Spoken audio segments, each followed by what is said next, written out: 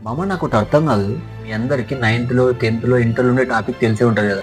భూమి, సూర్యుడు, గ్రహాలు అనేసి. మన భూమి చుట్టూ కొన్ని గ్రహాలుంటాయి. గ్రహాలన్నిటికి సూర్యుడు ఒకడుంటాడు. వాటన్నిటిని కలిపి సోలార్ సిస్టమ్ అంటాం. అలాంటి దాన్ని మనం గెలాక్సీ అంటాం. సో, దీంట్లో మన ఎర్త్ అనేది చిన్న పార్ట్. ఆ ఎర్త్‌లో మనం ఇంకా చిన్న పార్ట్. సో, మనం డీప్‌గా మాట్లాడుకుంటే మనం బతికేది మాక్సిమం 80 ఇయర్స్, 90 ఇయర్స్. సో, ఇంత చిన్న లాజిక్ మిస్ అయ్యి నువ్వు బతికేది 80 ఇయర్స్, 90 ఇయర్స్. అందులో కూడా నువ్వు పెద్దయిన తర్వాత ఇల్లు కోసము, ఆస్తుల కోసం, పొలాల కోసం కొట్లాడుకోవడం ఏంట్రా?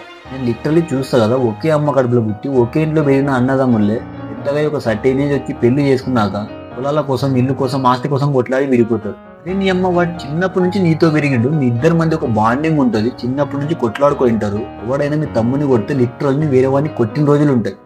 అలాంటి బాండింగ్ ఉంటది. అలాంటి బాండింగ్ ఉండి కూడా పెళ్ళైన తర్వాత ఆస్తుల కోసం, ఇల్లు కోసం కొట్టుకోవడం ఏంట్రా? ఎంత ఫూలిష్‌నెస్.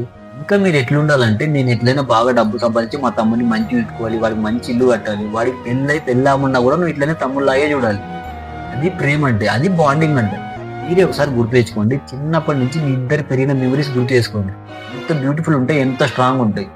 ఎవడైనా వాడిని ఏదైనా అంటే నువ్వు కొట్టిన రోజులు ఉంటాయి. అది మీ అక్క కానీ, చెల్లి కానీ, తమ్ముడు కానీ ఎవరైనా సరే. మీ అన్నయ్యని ఎవడైనా ఏదన్నా అన్నా నువ్వు ఎదిరించిన రోజులు ఉంటాయి.